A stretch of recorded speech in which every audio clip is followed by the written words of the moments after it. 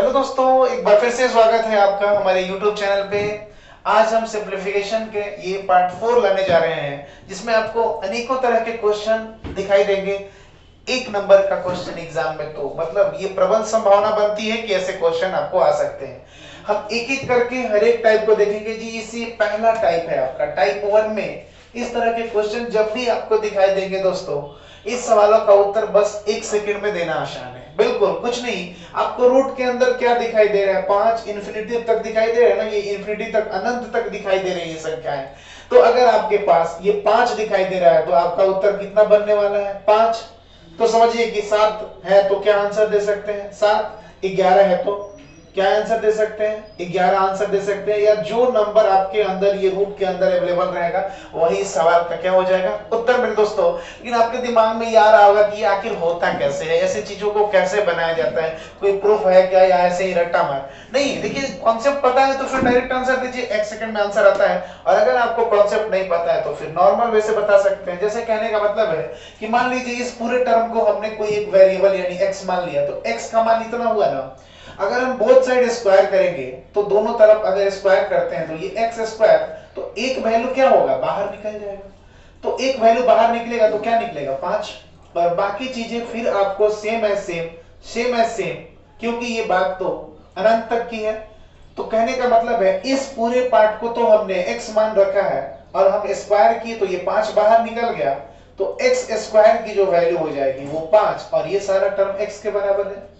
तो x का power से x कैंसिल हो जाएगा। x का मान कितना आ गया दोस्तों? x को हमने ये रखा और x का मान 5 है, मतलब इस सवाल का उत्तर कितना हो जाएगा? 5। और अगर इस सवाल का उत्तर प्राप्त हो गया तो हम 7 अगर अवेलेबल है तो कितना आंसर दे सकते हैं? 7। 11 होगा तो 11, 15 होगा 15, 20 होगा 20। कोई भी संख्या रूट के अंदर अवेलेबल होगी तो उस सवाल का उत्तर वही संख्या हो जाती है। ठीक है, मिलते हैं अगले टाइप में। देखिए, पहला टाइप तो आपको बता ही दिया, लेकिन कुछ दूसरा टाइप में क्वेश्चन ध्यान दीजिएगा दोस्तों, कि अगर आपको जब ये क्वेश्चन मिल जाएगा, पहले वाले में आप देख रहे थे कि अनंत तक क्वेश्चन जा रहा था, लेकिन अगर इस खास में अगर अनंत तक कोई क्वेश्चन ना जाए, कोई खास नंबर के बाद ये रुक जाए ये संख्याएं, तो क्या करेंगे दोस्तों, कैसे जानेंगे?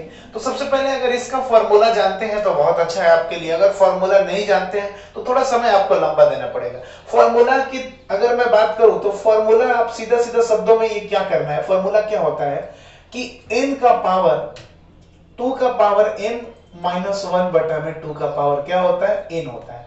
जहां बड़ा n का मतलब होता है कि जो संख्या अवेलेबल है वो, और छोटा n का मतलब है कि ये नंबर आखिर आया कितना बार है, उससे हम डायरेक्ट आंसर को पुट अप कर सकते हैं। ये याद रखने वाली बातें हैं।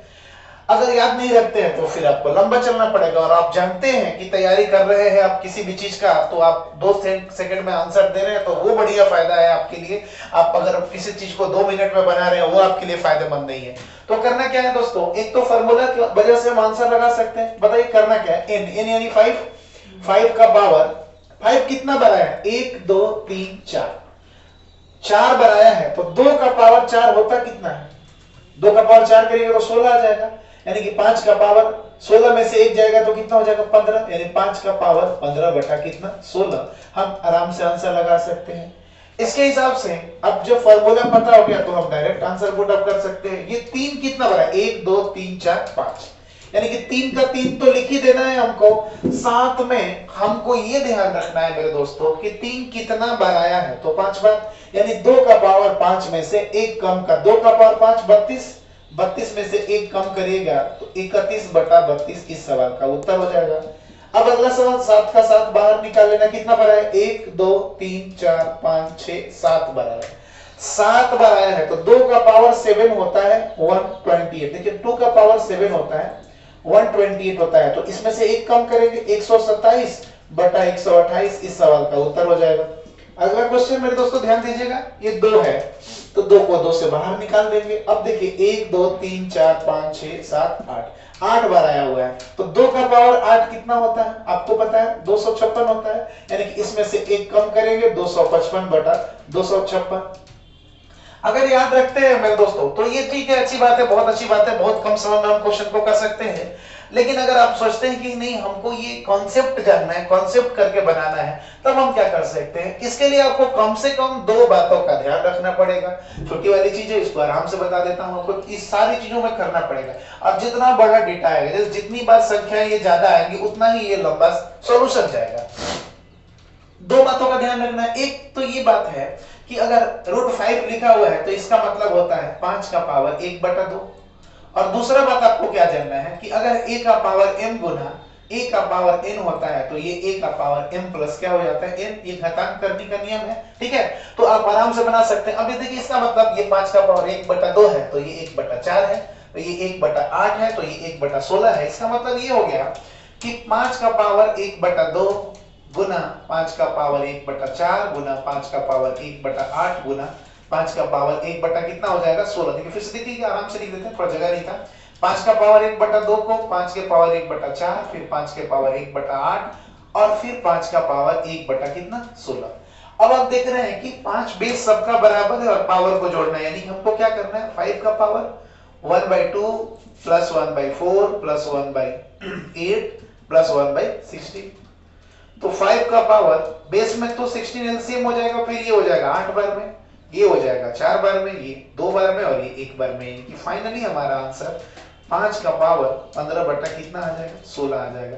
तो देख रहे हैं दोस्तों, इस तरह से हमें बहुत सारा टाइम लग रहा है, लेकिन अगर आप फार्मूला याद रखते हैं n का पावर 2n-1 बटा 2n तो फिर आप डायरेक्ट आंसर लगा सकते हैं। करना कुछ नहीं है, ये देखिए 5 निकालिए और कितना बना 4, 2 का पावर 4 16, 1 कम करके पावर लगा देना है। ये 5 बार है तो 2 का पावर 5 32 और 1 कम करके ऊपर में लिख देना है। ये 7 बार है तो 2 का पावर 7 128 और 1 कम करके लिख देना है। ये 8 बार है तो 256 1 कम करके लिख देना है। इस तरह से हम आराम से आंसर को लगा सकते हैं। तो ये बात भी आपको समझ आई होगी, क्लियर है। चलते हैं नेक्स्ट टाइप की ओर, ठीक है। तो इसके बाद हम अगला टाइप लेके आ रहे हैं। चलिए दोस्तों, अब आपको तीसरे टाइप की तरफ लेके आ रहे हैं। इस क्वेश्चन की पहचान देखिए, प्लस या माइनस के साथ में ऐसे क्वेश्चन बने होते हैं। तो जैसा कि आप जानते हैं कि ये 12 प्लस √12 प्लस √12 ये फिर से अनंत की तरफ चला गया, अनंत तक, इंफिनिटी तक चला गया। यहाँ भी सेम क्वेश्चन है, यहाँ भी सेम क्वेश्चन है, ऐसे भी सेम क्वेश्चन है, मतलब हम आराम से क्वेश्चन को बना सकते हैं। तो देखिए इस टाइप के जब क्वेश्चन आते हैं तो कुछ नहीं देखना है कि ये जो 12 प्लस है, रूट के साथ तो किसी चीज का गुना नहीं हुआ है, यानी कि 12 प्लस फिर रूट है और साथ में क्या है 12 है। तो जैसे ही आपको हमको अगर ऐसा नंबर दिखाई देता है कभी भी, इसका मतलब है कि ये 1 के साथ मल्टीप्लाई है, तो कोई भी नंबर को हमको 1 के फॉर्म में तोड़ना है, यानी कि 1 यानी 2 कंसेक्यूटिव नंबर के फॉर्म में हमको तोड़ना है। तो 12 को फैक्टर तोड़िएगा, ऐसा फैक्टर तोड़िएगा जिसमें 1 का अंतर है। तो 12 को हम 3 गुना कितना लिख सकते हैं 4 लिख सकते हैं। 20 को हम 4 गुना 5 लिख सकते हैं। 30 को हम 5 गुना 6 लिख सकते हैं और 56 को हम 7 गुना 8 लिख सकते हैं। तो जब भी आपके दिमाग में अगर ऐसा क्वेश्चन एग्जाम में है, कहीं भी आप बना रहे हो, तो कुछ नहीं करना है आपको। आप देख रहे हैं कि 12 का फैक्टर निकला 3 गुना 4। जब ये 12 प्लस के साथ होगा तो बड़ा वाला उत्तर यानी 4 हो जाएगा, और जब 12 माइनस के साथ आएगा तो छोटा वाला उत्तर यानी 3 हो जाएगा। फिलहाल ये प्लस के साथ है, इसका उत्तर कितना बनेगा 4। 20 को 4 गुना 5 यानी कि इस सवाल का उत्तर कितना बनने वाला है 5, क्योंकि प्लस के साथ है। तो प्लस है तो बड़ा वाला उत्तर और माइनस है तो छोटा वाला उत्तर। उसी तरह से देखिए 30 है लेकिन माइनस के साथ 30 भी तो टूट सकता है ना मेरे दोस्तों। 30 टूटेगा 5 गुना 6, तो ये माइनस में, इसलिए छोटा वाला उत्तर यानी इस सवाल का उत्तर कितना हो जाएगा 5। और 56 7 गुना 8 यानी इस सवाल का उत्तर कितना हो जाएगा 7। तो इस तरह से भी ध्यान दिखेगा, आगे की बातें आपको समझनी है, पहले ये क्वेश्चन समझ लीजिए, क्योंकि ये मल्टीप्लाई फॉर्म इसका 1 के साथ हुआ है तो 1 के अंतर में तोड़ना होगा। अगर 2 का अंतर होता, मतलब 2 का मल्टीप्लाई फॉर्म होता तो 2 के रूप में तोड़ते हैं, ठीक है। अगले क्वेश्चन को देखिएगा, बहुत इंपॉर्टेंट है मेरे दोस्तों। बहुत से लोगों दोस्तों बहुत सारी बातें, जैसे पिछला आपने देखा वीडियो, पिछला वाला ये सेशन तो आपने बना लिया होगा, लेकिन बहुत सारे टीचर ये सारा क्वेश्चन नहीं करा पाते हैं, ठीक है। अभी देखिए कि बहुत मोस्ट इंपोर्टेंट क्वेश्चन है और आगे आने वाले एग्जाम में ऐसा भी कैटेगरी दे सकता है क्वेश्चन का। ये बहुत इंपॉर्टेंट सेशन है दोस्तों, ध्यान दीजिएगा। अब देखिए ये इस फॉर्म में आपने क्वेश्चन शायद बहुत कम ही देखा होगा, लेकिन देखिएगा इस क्वेश्चन के पीछे का राज क्या होता है। देखिए ये 2 गुना है पहले क्या था, एक से गुना हुआ था, एक से डायरेक्ट मान लीजिए जो भी चीजें हम लिख रहे थे, अभी दो से गुना हुआ है। मतलब आपको कुछ नहीं करना, ध्यान देना है कि ऐसे क्वेश्चनों को दो के फैक्टर, दो के डिफरेंस के फैक्टर में तोड़ना है, दो के डिफरेंस के फैक्टर में। तो 63 का अगर फैक्टर तोड़ा जाए तो 7 गुना 9 होगा। 88 देखिए यहां किसके साथ आया, 3 के साथ आया है, तो 8 गुना 11 के फॉर्म में आएगा। 35 है, 2 के टर्म में आया, तो 5 गुना कितना होगा, 7 होगा। और 40 यानी 3 के फॉर्म में आया है, तो 5 गुना कितना होगा, 8 होगा। अब कुछ नहीं करना है, बाकी जैसे ही सारा पिछला क्वेश्चन का समझे थे, इसका भी समझ ही गए होंगे कि प्लस में बड़ा वाला उत्तर और माइनस में छोटा वाला उत्तर। तो प्लस में उत्तर कितना हो जाएगा, 9, 9 आंसर हो जाएगा। इस सवाल में कितना आंसर हो जाएगा, 11 उत्तर हो जाएगा आपका। अब देखिए ये माइनस के साथ है, यानी इसका उत्तर छोटा वाला, यानी कितना हो जाएगा, 5, और इसका भी उत्तर छोटा वाला है, यानी कितना आ जाएगा, 5। तो इस तरह से हम सवाल को बना सकते हैं। पूछ रहे होंगे कि अगर ये मान लीजिए क्वेश्चन ना टूटे तो किस फॉर्म में हम यूज करेंगे। तो देखिए दोस्तों, पहले आपको जानकारी दे देता हूं, अगर ये क्वेश्चन नहीं टूटेगा उस फॉर्म में, तो किसी भी नंबर के लिए 1 यूनिट के टर्म में होगा, तो कैसे फॉर्मूला यूज करते हैं। जैसे अगर मान लीजिए ये क्वेश्चन होता, समझिएगा मेरे दोस्त बातों को, इससे पहले आपने क्वेश्चन देखा था, मान लीजिए जैसे मान लीजिए 11 हम लिख देते हैं, 11 लिख देते हैं यहाँ पे, 11 प्लस 11 प्लस रूट 11, ये कहां तक, इनफिनाइट तक जाता है। देखिए दोस्तों, ये 1 से गुना हुआ है ना 11 में, तो हम फॉर्मूला को कैसे यूज करते हैं, फॉर्मूला देखिएगा, ये होता है 4n प्लस 1, अब प्लस माइनस 1 बाई कितना होता है, 2। तो जब 1 से गुना होगा तो हम फॉर्मूला में यहाँ 1 का स्क्वायर रखेंगे, और अगर 2 से गुना होगा तो 2 का स्क्वायर रखेंगे, 3 से गुना हुआ तो 3 का स्क्वायर रखेंगे, 4 से गुना हुआ तो 4 का स्क्वायर रखेंगे। और यहाँ 1 के जगह पे 1 से गुना है तो 1 रखेंगे, और 2 से गुना हुआ तो 2 रखेंगे, 3 से गुना हुआ तो 3 रखेंगे। अब हम इसका उत्तर भी आपको निकालना सिखा दे रहे हैं। उसके लिए आपको एक और एग्जांपल के पास लेके चलते हैं। इससे पहले वाला वीडियो में आपने ये क्वेश्चन देखा होगा, 12 प्लस 12 प्लस 12 इनफिनाइट तक। तो इसका उत्तर अब कितना दे रहे थे, 3 गुना 4, यानी इसका आंसर कितना दे रहे थे, अब 4 दे रहे थे। तो उस हिसाब से ये n का मान 12 रखेंगे, तो 12 चौको कितना हो जाएगा, 48, 48 प्लस s यानी कितना हो जाएगा, 49। ये देखिए 12 रखिएगा अगर n का मान, तो 12 गुना 4 कितना हो जाएगा, 48 हो जाएगा। 48 प्लस 1 49, यानी कि इस हिसाब से हम कह सकते हैं 49 को बाहर निकालिएगा तो कितना आ जाएगा, 7। 7 प्लस 1 बटा 2, यानी इस सवाल का उत्तर कितना होने वाला है, 4। तो उसी तरह से मान लीजिए दोस्तों, अगर 12 के साथ 1 गुना है, अगर 2 गुना होता है, या जो भी ये टर्म दिखाई दे रहा है, मैं सबको प्रूफ करके दिखाऊंगा आपको। अब इस सवाल में अगर 11, अगर ये मान लीजिए नहीं टूटता, तो ये वाला फॉर्मूला सीधा सीधा इस्तेमाल कर लेते, प्लस प्लस वाले में यूज करेंगे और माइनस माइनस वाले में। तो इस सवाल का उत्तर क्या होगा, ध्यान दीजिएगा, n के जगह 11 रखेंगे तो 11 चौके 44, और 1 कितना हो जाएगा, 45। यानी कि इस सवाल का उत्तर रूट अंडर 45 अब प्लस 1 बाई कितना हो जाएगा, 2 हो जाएगा। अब रहा बात दोस्तों, जो बाहर निकल जा रहे हैं कम से कम उसका तो आंसर दे रहे हैं, जो टूट जा रहा है उसका तो आंसर लगा दे रहे हैं, जो नहीं टूटेगा। जैसे अब ये दिमाग में आपके आएगा, तो अब इसमें गुना 1 से नहीं हुआ है, गुना 2 से हुआ है। मैंने क्या बताया है कि यहाँ 2 से गुना होगा तो 2 का स्क्वायर रखेंगे, 3 से गुना होगा 3 का स्क्वायर रखेंगे, और यहाँ वैल्यू पे 1 रहेगा तो 1, 2 रहेगा तो 2, 3 रहेगा तो 3 रखेंगे, उसी तरह से यूज करेंगे। अब मैं 63 का ही मैं आपको निकाल के दिखा रहा हूं, तो इनका मान 63 रखेंगे, तो 63 गुना 4 करिएगा, अब प्लस में 4 का स्क्वायर कितना लिखिएगा, ये 2 का स्क्वायर 2 है ना, तो 2 का स्क्वायर कितना हो जाएगा, 4 हो जाएगा। अब अगर इसको रूट से बाहर निकालिएगा, फिर प्लस माइनस, अब यहाँ पे क्या है, 2 है, तो आपको 2 रखना पड़ेगा, और बटा में 2 का 2 ही रखना पड़ेगा। चलिए 63 गुना 4 करिएगा तो 252 प्लस 4 256, 256 को बाहर निकालिएगा तो 16 आ जाएगा, और 16 प्लस 2 बटा 2, यानी इस सवाल का उत्तर 18 बटा 2, यानी कितना हो जाएगा, 9। मेरे दोस्तों यहाँ भी उत्तर कितना आया था, 9। तो आप हर एक क्वेश्चन को देख के अपने से एनालाइज कर सकते हैं, एनालिसिस कर सकते हैं क्वेश्चन दोस्तों को। ये बहुत इंपॉर्टेंट क्वेश्चन है, आप अगर नहीं भी पहले बनाए होंगे तो इस क्वेश्चन को हम लोग क्या कर सकते हैं, बना सकते हैं। ये बहुत ही सुंदर वीडियो होने वाला है आपके लिए। चलिए दोस्तों देखिए, अब एक दो टाइप का अलग क्वेश्चन, ये कभी कभी हालांकि उतना इंपॉर्टेंट नहीं है दोनों क्वेश्चन, लेकिन अगर आप जान लेंगे तो जानकारी रखना कोई खराब बात नहीं है, ठीक है। अनुभव प्राप्त करना कोई गलत बात नहीं है। अगर इस तरह के क्वेश्चन आते हैं, अगर हम प्रूफ करेंगे तो बहुत लंबा टाइम लगेगा, सीधे सीधे इसका फॉर्मूला याद रखें। फॉर्मूला याद रखेंगे तो ये क्वेश्चन भी आपसे बन जाएगा। ये फॉर्मूला होता है 4n-3 root under plus minus 1/2 होता है। अगर ऐसा क्वेश्चन आप कहिए कि प्लस माइनस का क्या यूज है, तो अगर शुरुआत प्लस से होगा तो प्लस लेके चलेंगे और शुरुआत माइनस से होगा तो माइनस लेके चलेंगे।